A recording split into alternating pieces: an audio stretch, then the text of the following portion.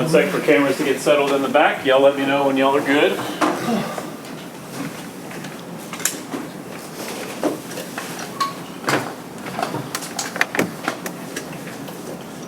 All right.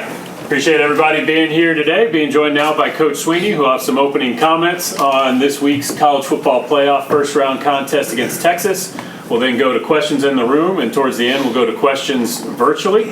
Reminder that this is being streamed by Clemson Plus and through some of our partners, so if you would, please speak up so that our listening audiences on those platforms can hear your questions. Coach, whenever you're ready, take it away. Okay. Thanks, Ross. Hope everybody's doing well. Excited to be with you guys this week. Obviously a little different routine, a little different schedule than what we normally have, but you know, from a media standpoint, but from a team standpoint, it's really, you know, kind of been like an open date for us.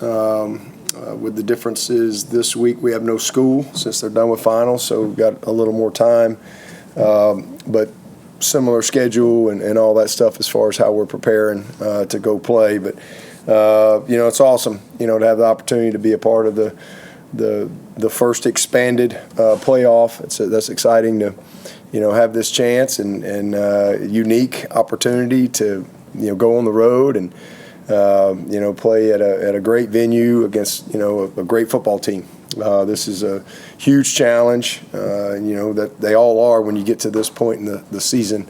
You're playing great teams, and you got to play well to win these games. But Texas has had an outstanding year. Sark's done a great job. You know, they're in the playoff now, back-to-back years. You got, usually when you're a playoff team, you got excellent quarterback play. So no big shocker with that. They've got an outstanding quarterback. They're really good in the trenches on both sides. They've got explosive playmakers outside. You know, they're built through the run game and the RPO game, the screen game, and shots. I mean, they do a good job of, you know, how they put it all together offensively and defensively. I mean, they don't give up any points. So like 12 points a game. This is as good as you're going to see in the country. Big, stout up front, athletic linebackers, very skilled in the secondary. Thorpe Winter and number 7 out there at corner. Obviously, we know Coob and who he is. You know, so it's a complete football team and a great challenge. But we're looking forward to it. We've had a really good week of preparation. Like I said, kind of like an open date a little bit. But been a little different routine because obviously we've had finals going on and all that stuff, and have been working through the weekend. But it's been fun, a lot going on. But we've had a good time, and today is like a normal Monday for us as we get back rolling a little bit earlier on the field than what we would on a normal week.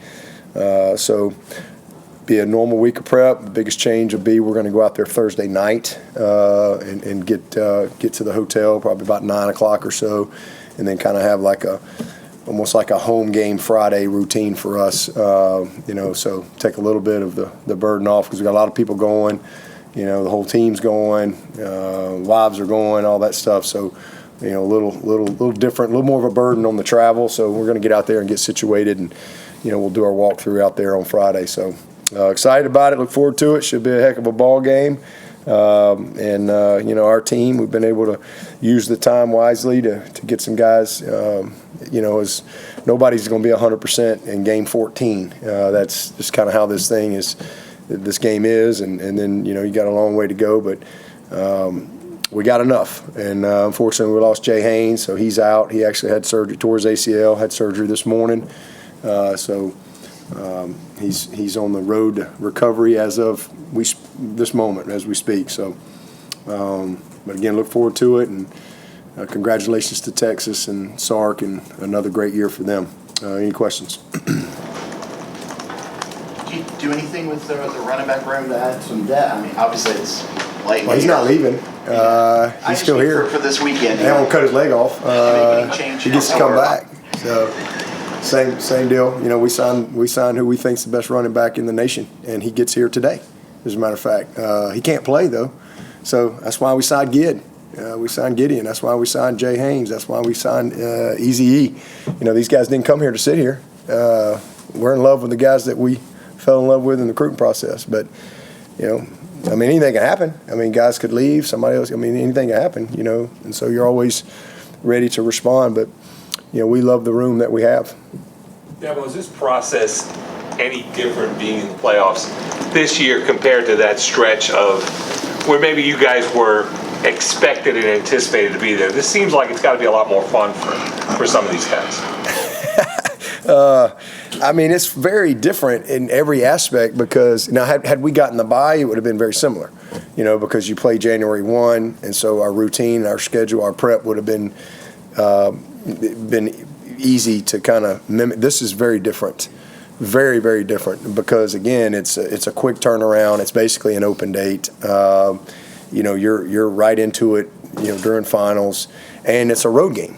It's a true road game. So it's very different from all of that aspect. But certainly from the makeup of our team, these guys are they're excited. They're proud of themselves, man, and they should be. I mean, they won this league, and they are one of 12 teams in the playoff. They earned it.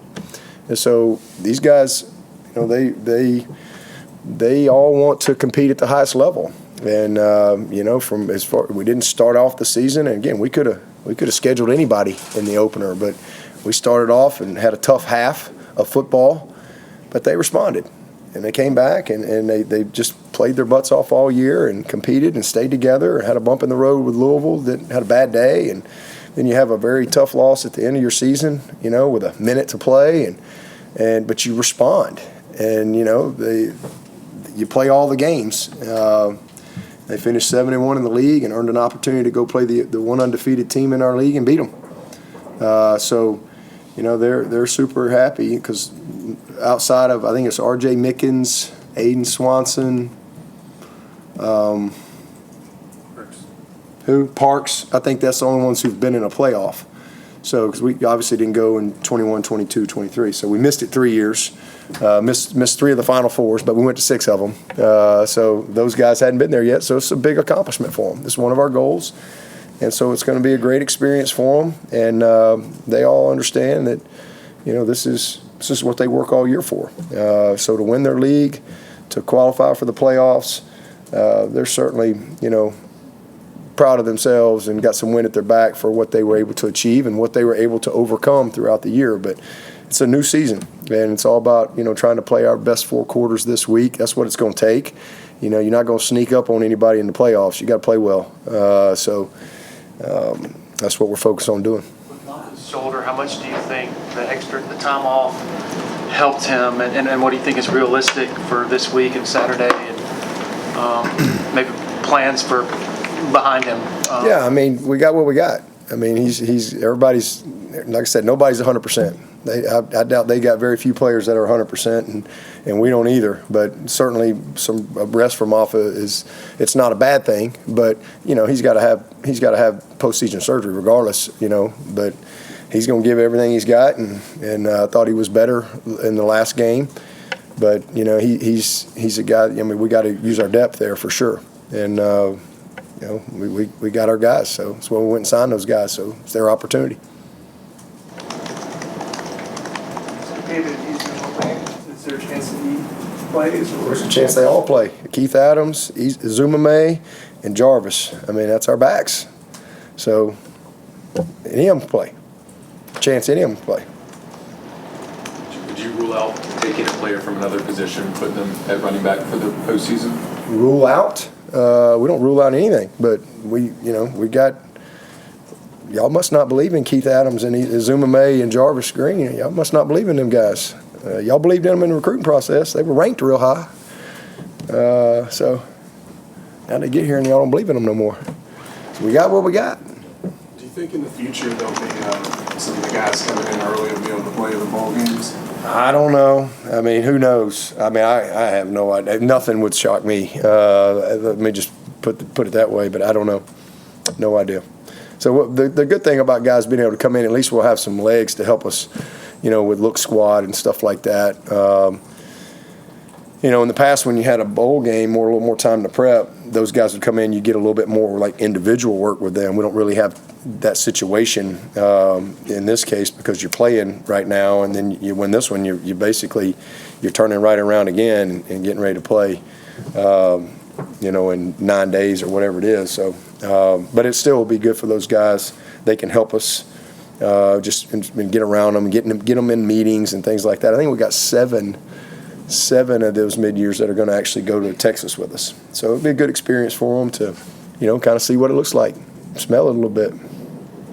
Dabo, back before the ACC, and you joked with us in here about, hey, if we win, some of you are going to have to write some different things about what this the narrative of this team and you. Did y'all write anything different, or is it the same? I don't know, but do you feel justified by this season and where you are right now because of some of the shots that maybe you took for how you do things? And the way. I've been taking shots since I got this job. What's changed? Since the day I got this job, I've taken shots. Taking shots. I mean, I've been taking shots for 16 years. We just keep winning, we just keep going about our business, being purpose-driven. I really don't pay attention to any of that stuff. I really don't. I know some coaches may say that, but I really don't. So just pay attention to what's important, what matters, and that's these guys, and that's our program, and what's best for Clemson, and so forth. So, yeah, I don't worry about any of that stuff. In addition to Gideon and Easton, do you have who else would be here to be able to practice with you and go? Yeah, we got Kari's here. Denson is here. All the linemen are going to be here except for Caddis. He's a summer guy. So, Braden's playing tomorrow in the state championship. He'll come in right after that. I don't think Blanchard, I'm not sure if he's going to make it this week or not. But we've got 7. I think there's 13 of them, 13 or 14. And 7 will be here for sure. Gideon, Easton will be here. Juju's going to be here. I think Quez will be here. So we got a good little group. Deb, I know in the championship game, Cade's left hand had a kind of a wrap around it. Is that something to worry about for you guys, or what's the situation with him on that? I guess he's got a bruise or something. He's all right. Unless he's got to throw left-handed, we'd be in trouble. Dabo, what makes Sark such an effective play caller and play designer? Well, he's done it for a long time. He's a very experienced coach. He's been around great coaches, and he does a good job. I think just having complimentary plays, having answers for things. Got a good feel for it. Wes was talking about eye candy. How much is eye discipline key for your guys defensively? They rarely run a play where there's not some type of motion. There's a ton of motion, trying to always get tips and indicators of what's going on defensively. But he puts it together really well. Again, it's built through the run game, and rhythm plays, a million screens, a bunch of screens, a bunch of RPO stuff, and then shots, built all around the run game. And, a lot of different protection type of things that they do to create different launch points for the quarterback, different presentations for the defense, off the play action, off the boot, et cetera. So he does a nice job, really packaging it all together. And again, he's done it for a long time and had a lot of success. But, yeah, it's a bunch sets, formation stuff that you got to really be disciplined with, communication, alignments, leverage, eyes. Screening goes, those type of things that really challenge you. If you're very aggressive on the screens, then they got an answer. If you're really, really aggressive on the counterplay, then they got an answer. And so it's a kind of a chess match with these guys. Within that offense, they tend to throw Arch Manning out there. Just what have you seen from him, just the different skill set that he brings opposed to Quinn Ewers? Yeah, they didn't really start doing that. He played, when Ewers was out, but they kind of started that latter part of the season. In particular, Texas A&M brought him in on some red zone, some short yardage, 4th and 2. I think he scored a touchdown on a little quarterback run, but he's different, and that's why they're doing that. They obviously trust him. But he's got some wheels on him, man. He can really move. And he's a strong runner, so certainly smart by them to use him in some of those situations. You guys are undefeated on the road this season. How much does that kind of help you guys going into this environment that can hold over 100,000 people? Yeah, I mean, it doesn't hurt that you've gone on the road and won. I mean, that's certainly it's not a negative thing, but I mean, doesn't really mean anything for this game. It's really how you play this game. Whether there's 60,000 or 100,000, you can't be affected by that. You got to lock in on what you do. Play in and play out. This game, all of these type of games, really, when you boil it down to what makes the difference in the game, typically it's 2 or 3 or 4 plays, and it's usually something fundamental. It's really what it usually comes down to in these types of games. So you just got to do your job, one play after another, after another, after another, and stay focused, on the moment that you're in throughout the course of the game. Handle the adversity, handle the success in the game. But, I mean, it's fun. It's fun. As a competitor, I've always enjoyed going on the road. It's hard when you got everything is against you, but it's fun too to go and compete. And this is, again, as good as it gets. It'll be an awesome crowd. They asked me today on the game day thing I was doing, like, what's it going to be like? It would be like, I said, well, it's going to be like a normal road game times 1,000,000, because this is a playoff game, and this is you're going fishing, right? You lose this one, as Charles Barkley likes to say. This is you win, you keep going. You lose, you're done. So I mean, you don't have a game next week, so it's a lot of. I mean, everybody knows what's at stake, and everybody knows the opportunity that you have, and it is opportunity. You get the winner gets to go to Atlanta and play Arizona State in the Peach Bowl, and you get a chance to stay alive, for another week. So that's what it comes down to. So you're just excited to be in it and have a chance to go compete. And again, you're playing a great team, at their place. So then they've earned that. So if we're gonna get it done, we got to go do it the hard way. I know you were locked into preparations last week, but what did you think about Coach Belichick joining North Carolina and now being part of the ACC? Amazing. It's incredible. I mean, I think it's a great compliment to our league, for sure. I mean, it's hard to get better than Coach Belichick. I mean, he's an unbelievable, proven coach and winner, and I think it's really cool. So excited. I've met him one time and over the years, but look forward to welcoming him at the right time when we have conference calls and meetings and things like that. So I mean, it's pretty cool. Pretty cool. Seeing him walk into those ACC spring meetings. Yeah, it's not so not what you really envision, but there's a lot of things. It's just the world we live in, but. I mean, he's a great football coach. There's nothing in his past, zero. I know there's been a lot of people talking about there's nothing in his past that says that he won't be successful. He's going to be very successful, and I think he'll do an awesome job. But, look forward to, I think we play them next year. So that wasn't on my radar, coming into the season, that, the guy that's got more Super Bowl wins than anybody, would be coming to our league. So, but I think it's really cool, great opportunity for those kids that are in that program, and I don't have any doubt he'll do an awesome job. Any questions for Coach virtually? Lakin Lipman with Fox Sports, go ahead. Thanks. Hey, Dabo. Obviously, there are several guys on both sides of the ball who played in the 2020 Texas State Championship game, with Cade and Quinn Ewers being 2 big names.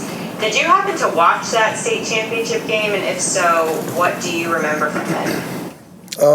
I did not. But let's see, Cade came in 22. Is that right? It was his freshman year, 22. So I went out.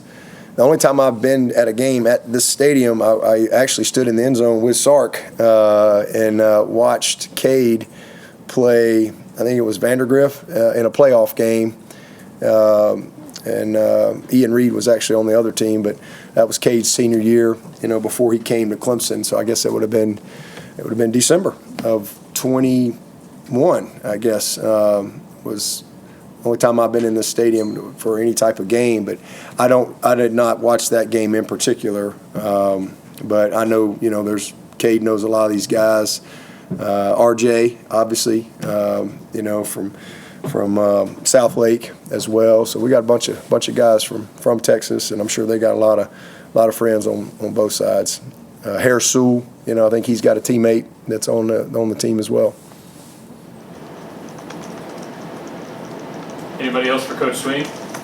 Barry Carter was talking to us earlier about the us against the world sign that he had at the ACC Championship coming from a meeting early in the week. Just how has this group embraced sort of that underdog mentality that's carried them to this spot? Yeah, I think they know that, hey, that's just kind of, we're the 12th seed, so we're just happy to have a chance. We're in there. Anything can happen, and so I think they know that there's probably not going to be many people give us an opportunity to win, and so that's their mentality. They believe in themselves, and that's all that matters.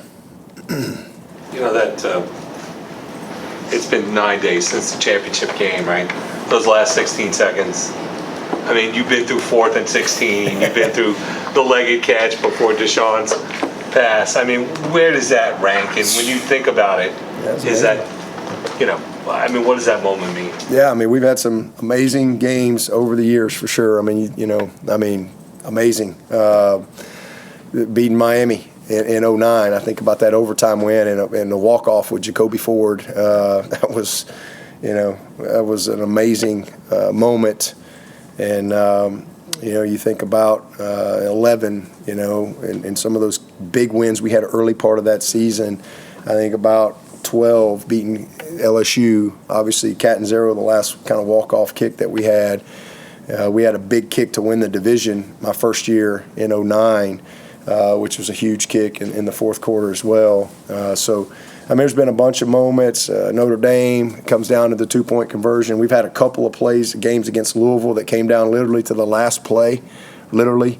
We had the goal line stand at Louisville the 1 year, 4 downs on the 2 to win. I think that was 21 maybe up there. And so we've had some unbelievable moments. Obviously, the national championship to win with 1 second on the clock. There's been a bunch of them, and they're all amazing and special. We've won a bunch of close games. I think we lead the nation in close games, 8 points or less since 2011, and I think it's by a large amount. So we've won a bunch of close games over the years. I always tell our guys we're built for that, but that one was pretty special. 2012 was amazing.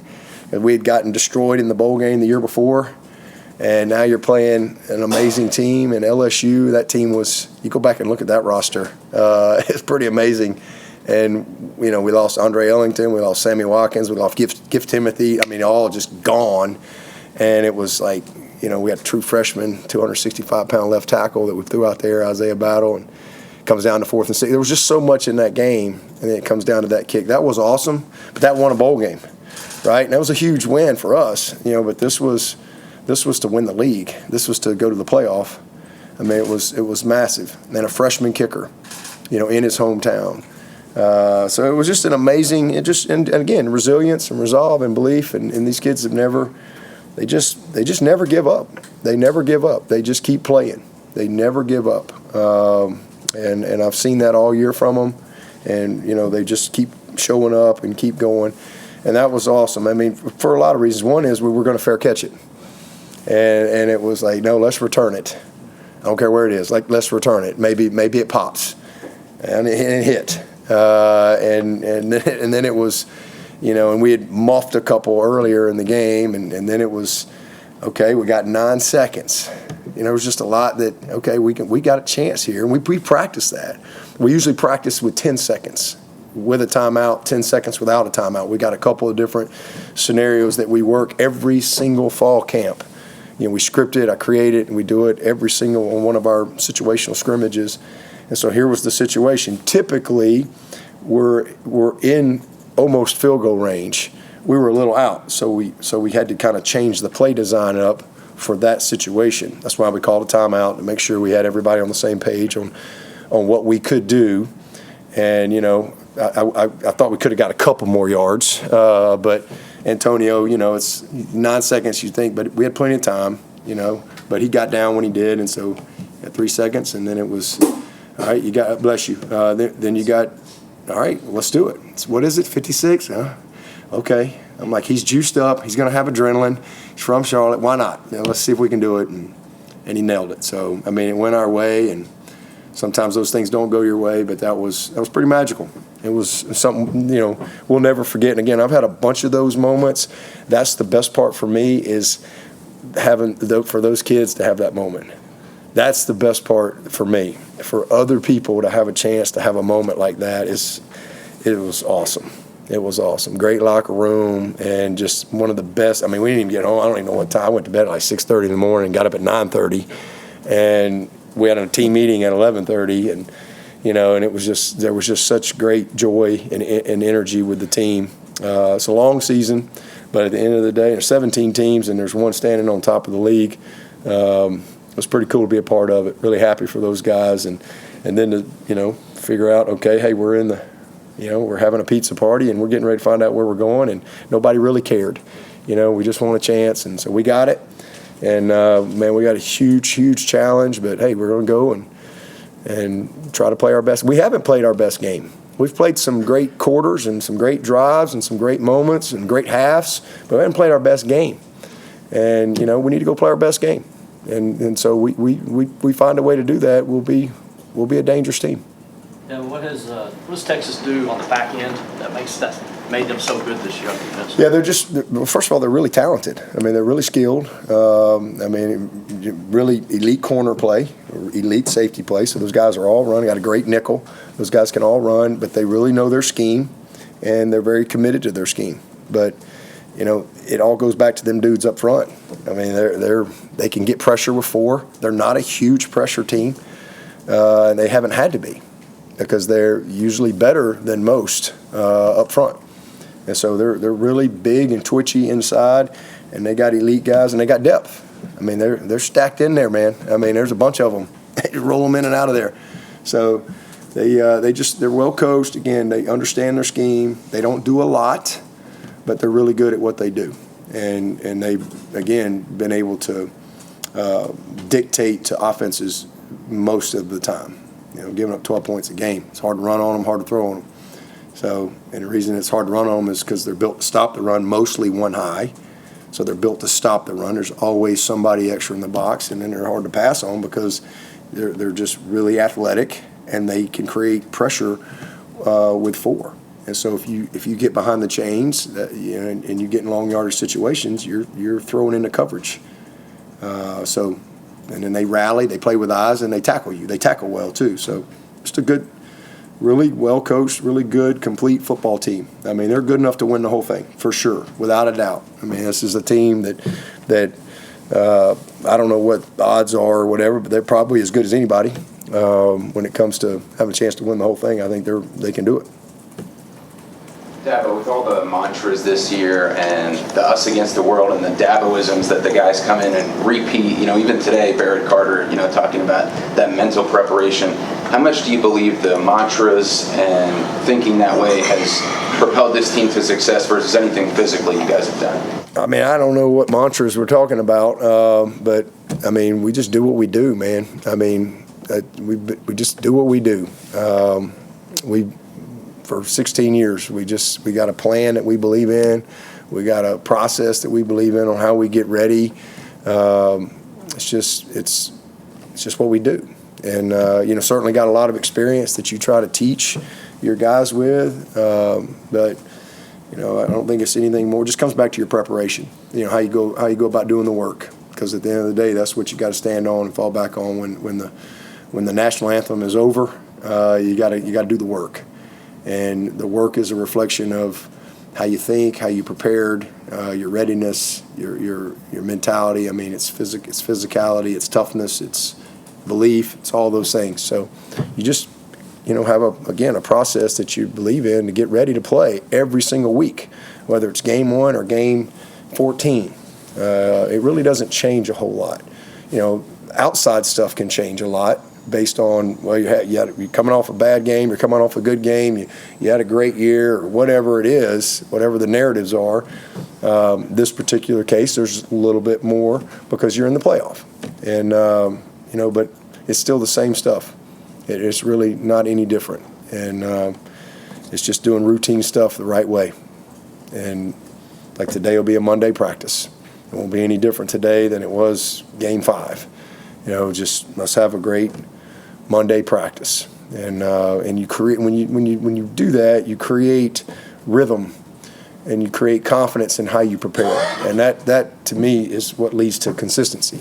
And we've been incredibly consistent. The one thing you cannot say about it, there's a lot of people like to say a lot of stuff about us, but you can't say we've been inconsistent as a program. We've been the model of consistency, the model, and that's a big reason why is just our process and how we go about it day in and day out. When you were in the 14 playoffs and you would go to bowl settings and have all the national media day there and have the national media day and all that, it was a real big deal, obviously. But this is playoff. Does this feel like a playoff type of a feel for you, like you had back then, or is it different because you're going on an opponent's field and making a trip to another school? It's very different. Again, had we gotten the bye, it would feel the same because you don't play till January 1. So now you got basically a month from the time you play your championship game. You're not working during finals. You got more time. And but even with that, it's different because in the past, when it was a Final Four and you went to the playoff, you went for a week. 5, 6, 7 days, depending on whenever you arrived. Whereas this, the Peach Bowl, I think, is on Wednesday. So we will practice here on Sunday and go Sunday night, and then you'll have your Thursday practice on Monday, your Friday practice on Tuesday, and you play the game. So all of that is different with this era. That's a very different change. In fact, that's exactly like the national championship used to be. So the national championship, you get out there and on Friday, you'd have your Thursday practice on Saturday, you'd have your Friday walkthrough on Sunday, and you play the national championship on Monday. So the second round, third round are just like the national championship. That's what that will feel like. The first round is it's a road game. It's like a bye week, But as far as the intensity of it and the feel of it, that feels exactly the same. I mean, there's an edge that's unique. That part is the same. The process to get to it is very different because the system is different. It's a true road game. You have less time to get ready if you play in the first round. But if you're Arizona State and you get the bye to the Peach Bowl, it's like a bowl prep because you know but you don't know who you're playing. But you got more time to prepare for both teams, and then you've got more time to work with your young guys and things like that. You can manage your time better from a health standpoint, because you don't have to get right back to it. But it will be different because it's not a true bowl. You get 3 nights, but you're honing in ready to play. Typically, when you go to bowl games, you get the first 3 nights, you're kind of settling in. You've got some fun stuff to do built into your schedule, and then you kind of taper into the game, your game mindset. So that part is very different. But it's the intensity of it, the edge of it is still the same. With that, it feels like it obviously is. It's a great honor. It's a reward to make the playoff. But if you get in a bowl game, you can practice JV guys, as you put it. Do you feel like there'll be tweaks to this to maybe try and lengthen this out a little bit, where the losers, it's not just a hard cut off December 21st, you're done? David, there's going to be tweaks to everything. There's not probably anything that's going to stay the same between now and the next 2 to 4 years. I mean, I think there's going to be a million changes, and there needs to be some in a lot of different areas. But, it is what it is right now. So that's just our reality, and we just lock in, and, hey, it is what it is. Is Cape Park been able to practice? Yeah. Would you like about Tyler Brown? Excuse me, Tyler Brown coming back and what he was able to provide in the title game. Well, he just gives us great depth. I mean, it's nice to have a guy like, Tyler Brown. I mean, obviously, Antonio and Cole and TJ have kind of solidified themselves. And the best thing with Tyler is he got a red shirt this year. So, it gives us some options because he can play the Z, he can play the H as well. So it's been good, just having him available and getting him back in the flow. Coach, as far as your conversations with Cade, either so far or leading up to this game, what will you talk about as far as the awesomeness of going back home versus blocking out the noise and remaining focused? Yeah, same thing. No different. I mean, it was fun to talk about when we got the announcement. That was pretty cool. That was a moment, and then it's on to, all right, let's get ready. And then it's just on to the opponent. What do they do? What do we got to get ready for? Who are they? What's their DNA? What's our plan? What we got to do to win? That's same old deal, regardless of who you play. Yeah, but you mentioned earlier. Probably had to get a few more tickets, though, I would say, for this one. You mentioned earlier about that you had met Belichick one time. Yep. Do you remember what was the situation? Yeah, it was right here. Yeah, just came to practice, or pro day, or whatever it was, and had a chance to meet him. Pro day. Yeah. Yep. Yeah. Yeah. So, big fan. I mean, I've seen him in multiple Super Bowls. So he had Dwayne Allen. I went to the Super Bowl in Minnesota. Coldest I've ever thought I was going to die. I thought it was the coldest I've ever been in my life. Literally, I thought I was going to die. It was unbelievable. But that was the Philly special. Oh, yeah. That was, I think, the Eagles and the Patriots. And it was a great game. And I went to see Dwayne, win a Super Bowl. And so then I went the next year. I'm pretty sure it was in Atlanta. Me and Woody went. I'm pretty sure it was in Atlanta. And they won. All right. And so Dwayne got his Super Bowl. I got a chance to see that. That was pretty cool. But so I've seen him in a couple of Super Bowls. Obviously, everybody has followed Coach Belichick over the years, and it's amazing, really cool. I think it's great for college football, and certainly great for our league. There's a lot of great coaches in this league. A lot of great coaches, and again, for him to want to come be a part of that, I think it says a lot. I just want to wait for him to say on to Wake Forest or something like that. Oh, he will. You'll get that. Chappell will have some question, via Zoom, and he'll give him the, we're on the Pittsburgh talk or whatever. I mean, I don't. Depth chart that week. Yeah. I don't know if he's going to give you many depth chart answers. Do you think his press conferences will run as long as yours? Well, probably not. I mean, I could shorten these things down. I just try to be available to you guys, I mean, I can come in here for 10 minutes if y'all want and be done with it. Everybody got mad at me in 2010 or 11 when I changed the media policy, and so I'm like, I'm going to give y'all plenty of time, ask your questions on it. So I can cut it down. I can go 10 minutes. Tim, you remember that? I can cut this thing down. No problem. Nature of Phil's question, I'd be comparing it to the shortness of Coach Belichick. Yeah, I know. That's what I'm saying. I wanted you to shorten it. Yeah. Anybody else for Coach Swinney? Yeah, but one more on Cade. What is it about his maturity, his approach, that you think will allow him to be ready for what will be a very emotional homecoming for him? Yeah, I mean, again, he knows this. It's really not. It's not about emotion. It's about execution. I mean, that's what this game's about. I mean, all that stuff's great. Those are great storylines. When you're on the outside and you're not really in the game, those are natural things. You go, I'm going home. I've been a part of that playing Alabama. You're just like, it can be surreal. Man, then the game kicks off and you don't even know who's over there. You don't even pay attention. You forget who you're playing. You don't think about any of that stuff. You're just thinking about your job and doing your job. And so, again, it's sure there's some emotion in the thought of it, processing it. Cool opportunity, unique. Probably wasn't what he thought would happen when he came to Clemson. That, okay, my third year I'm going to be playing a playoff game in Texas at Austin. So all that stuff's neat, but it's when it's what you do, he knows it's about execution. It's about him doing his job at a high level. Doesn't matter where you play. It doesn't matter when you play. It doesn't matter who you play. It doesn't matter what TV station you're on. It doesn't matter what they're ranked. It doesn't matter what the weather is. It's about how you play. And how you play all comes back to your foundation, to your preparation, and those things. And so, that's he knows that. So it's just, that was probably the first day or so, and I'm sure he got a million texts from his buddies and this and that. But then you lock in. All right, let's get ready to go play the game. But he's got a lot of experience now. He's not a young player. He's played a lot of football, and he's had a great year. He really has had a great year. Honestly, probably doesn't get the recognition that he deserves. This kid has played he's had some bad plays, but name a player out there name any great player who hasn't had bad plays. He's had some bad plays, but he has played amazing this year.